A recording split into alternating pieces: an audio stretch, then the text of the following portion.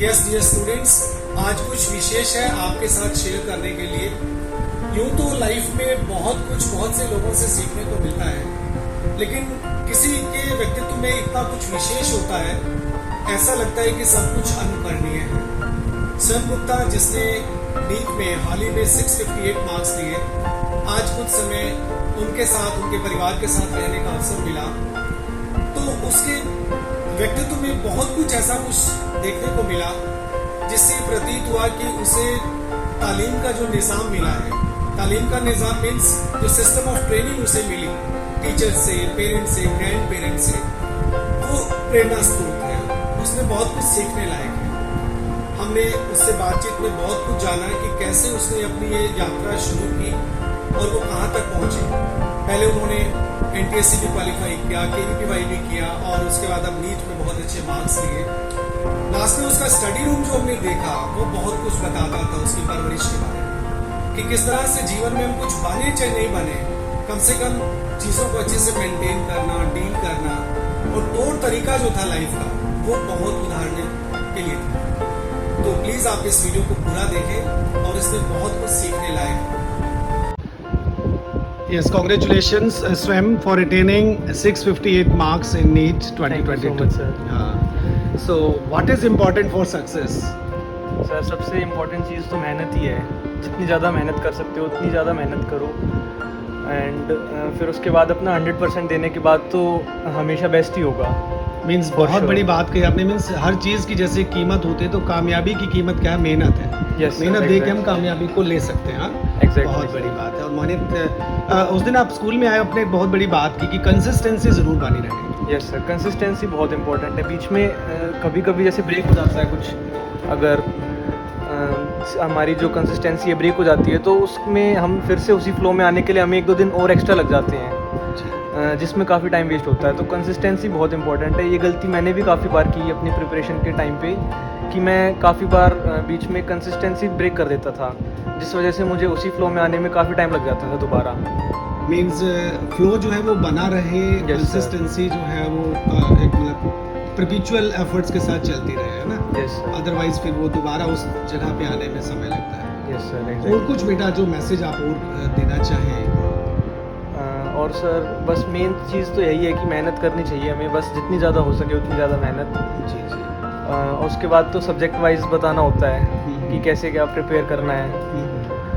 उसके लिए sir physics में जो नोट्स वगैरह हैं, that's enough for NEET preparation. मतलब उसमें अगर हमने एक बार नोट्स कर लिए सर के अच्छे से, उसके बाद थोड़ी सी अपनी तरफ से प्रैक्टिस कर ली, प्रीवियस ईयर क्वेश्चंस की प्रैक्टिस कर ली, और कोई भी बुक हम जो फॉलो कर रहे हैं उसके क्वेश्चंस की प्रैक्टिस कर ली, तो फिर एनफ होता है फिज़िक्स में। एक बार कॉन्सेप्ट डेवलप होने के बाद फिर क्वेश्चंस आराम से हो जाते हैं सॉल्व। ओके, और जहाँ तक केमिस्ट्री का सवाल है, तो केमिस्ट्री में सर हमारे सर जो है वो क्लास में ही नोट्स बनवाते हैं, तो उनको नोट्स को डेली घर पे आके जितना पढ़ाया उतना रिवाइज कर लो, फिर एक बार वीक के एंड में जितना टोटल हो गया उस सबको रिव्यू कर लो। मीन्स वीकली रिव्यू करना बहुत ज़रूरी है। बहुत ज़रूरी है, क्योंकि सर एक दिन जिस दिन हम पढ़ के आए उस दिन तो हमें याद रहता ही रहता है, जी जी बट उसके बाद धीरे धीरे ऐसा होता है कि जो वो पुरानी मेमोरी होती है वो वाइप आउट होनी शुरू हो जाती है। जी।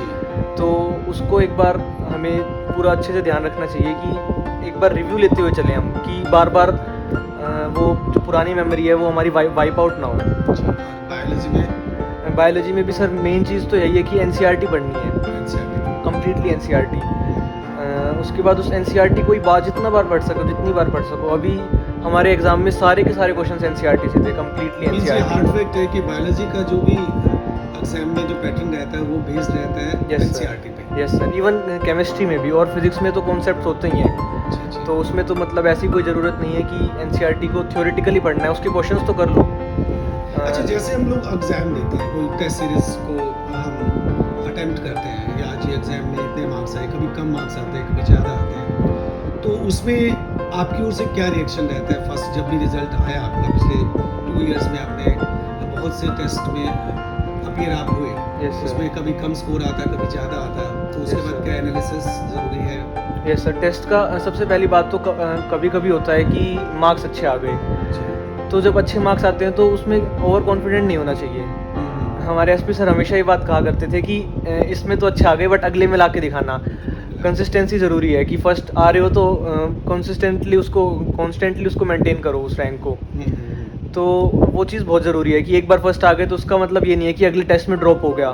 जी, मतलब जिस पोजीशन पे आप हैं उसको सस्टेन करने के लिए भी मेहनत करते रहना यस सर, जरूरी होता है। Yes sir. और सर एक चीज़ और ज़रूरी होती है कि मतलब अच्छे मार्क्स आ गए तो उससे हमें मोटिवेशन तो मिलता ही है कि नेक्स्ट में भी ला के दिखाऊंगा। जी। बट कई बार ऐसा होगा कि मार्क्स कम भी हो जाते हैं, तो जब वो मार्क्स कम होते हैं तो उससे डिमोरलाइज नहीं होना चाहिए, उसे भी एज अ मोटिवेशन लेना चाहिए कि मार्क्स अब की बार कम आए, नेक्स्ट टाइम और अच्छे ला के दिखाऊंगा। नेक्स्ट टाइम और अच्छा मींस उस एनालिसिस के बाद हाँ। एक नई उमंग के साथ हम काम करें और हौसले के साथ उड़ान को भरें। Yes sir. उनके पापा भी हमारे साथ हैं, Rajeev Gupta ji. Yes, Congratulations sir, same to you. Please बैठिए। तो मुझे आज भी याद आता है कि लास्ट टाइम जब सीओ सर ने मीटिंग ली थी, आप उस मीटिंग में थे और उससे पहले आपने बोला कि ये मीटिंग ज़रूरी लेना, उस बारे में सर एक KVPY का इन्होंने टेस्ट कंडक्ट किया था, उसमें बहुत अच्छे रैंक के साथ बच्चा आगे बढ़ा था। उसके बाद मैंने सर से कहा, सर आप बच्चे थोड़े लास्ट के एग्ज़ाम के टाइम में बड़े डिमोरलाइज होते हैं सर, उनके बड़ा प्रेशर होता है, तो आप एक ऐसा मोटिवेशनल एक हफ्ते पहले जो मेन एग्ज़ाम से एक हफ्ते पहले आप रखना, जिससे बच्चों के बारे में काफ़ी उनको बूस्टअप मिलता है। सर का बताने का जो तरीका है वो बहुत अच्छा है और उन्होंने मेरा कहना माना और बच्चों को एक बड़ा मार्गदर्शन दिया, जिससे बच्चे आज बढ़िया कर पाए सर। मोटिवेशन। जी सर, बहुत अच्छा मोटिवेशन। और RPS ग्रुप सर हमारे इलाके में एक बहुत ही अच्छा बच्चों के लिए अपॉर्चुनिटी है, दूर दूर जाके बच्चे इतना नहीं कर पाते जो अपने स्कूल में कर पाते हैं सर। उनके दादाजी भी हमारे पास हैं और नो डाउट हमने सुना है कि जो भी तालीम का निज़ाम रहता है, मीन्स जो सिस्टम ऑफ ट्रेनिंग जो पेरेंट्स से मिलती है, ग्रैंड पेरेंट्स से, वो बात अलग होती है। आप इस उपलब्धि पर, इस अचीवमेंट पे आप क्या कहना चाहेंगे? मैं तो इन बच्चों के लिए यही कह पाऊंगा जी, इनके माता पिता डांटते रहते थे, मैं कहता था नहीं बेटे कोई बात नहीं, इस बार कम आए, अगली बार अच्छे आएंगे और अच्छे आएंगे हमेशा, मतलब इनको। और मेरी जो बिटिया जो MBBS कर रही है, ग्रैंड डॉटर, वो डिमोरलाइज हो जाती थी, उसको एग्जाम के लिए उन दिन मैं छोड़ने गया, मैंने कहा बेटा बिल्कुल जो आपको बढ़िया आता है पहले करना, बाद में वो चीज़ें करना पकड़ना जो आपको डिफिकल्ट लगती हैं। तो इसलिए वो बड़ा अच्छा स्कोर कर पाई, 621 आज से 3 साल पहले, बड़ा अच्छा उसका वो रहा।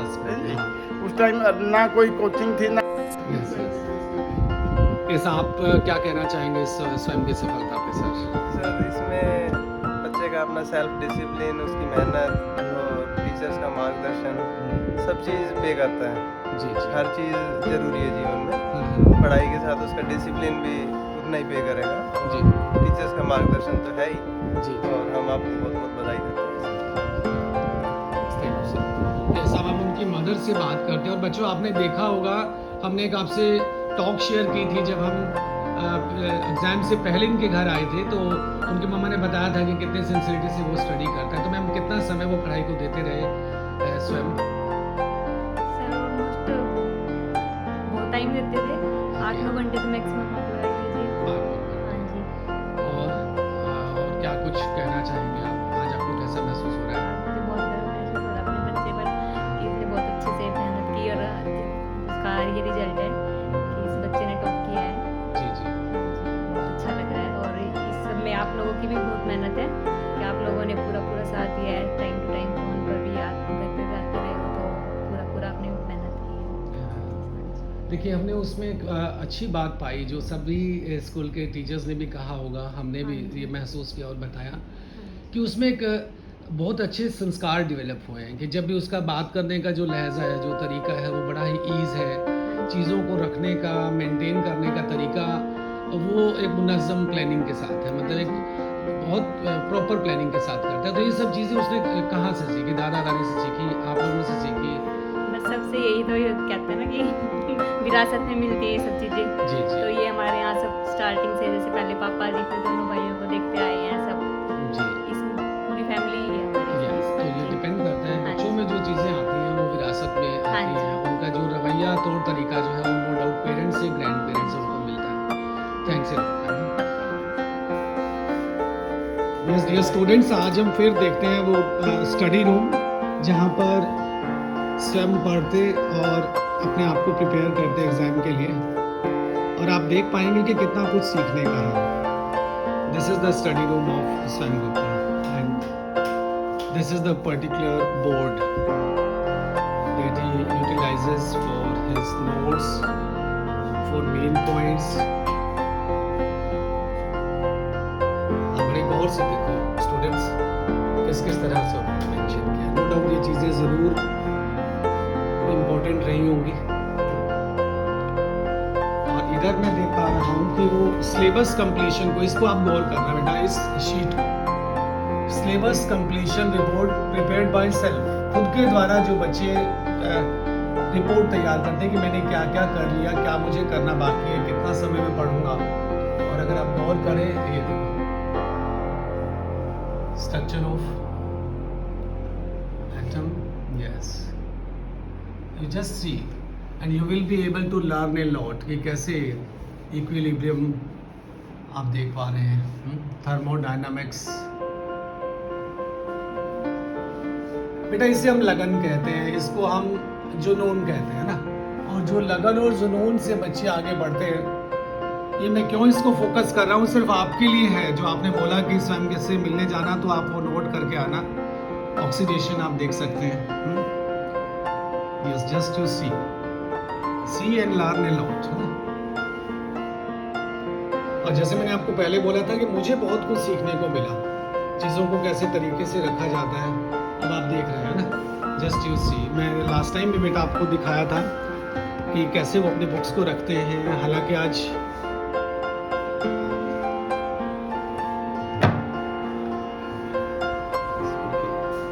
देखो बेटा, मैं बात ही होती है तरीका। बेटा लाइफ में कुछ भी बनना नहीं बनना एक अलग बात है, लेकिन तरीके को जरूर सीखना। देखो कैसे कैसे यूटिलाइज किया उसने अपने अलमीरा को, अपने बोर्ड्स को। आप नीचे देख सकते हैं कलेक्शन, उसकी अपनी एक लाइब्रेरी है। बहुत कुछ सीखने को होता है। ये देखेंगे तो आप ये क्वेश्चन पेपर्स, कुछ अपने प्रैक्टिस पेपर्स उसने रखे हैं। निश्चित ही इसमें भी कुछ अच्छा रहा होगा, यस। उसके अपने नोट्स की जो बुक्स हैं, pens and all that, all these things are quite important, students. You must learn a lot from your seniors. And yes, just you see, means wherever he finds a suitable place to mention something, he mentions, है ना? And all these things pay a lot. I always convey a message कि अपने समय को आप invest करो, उसको जाने मत दो।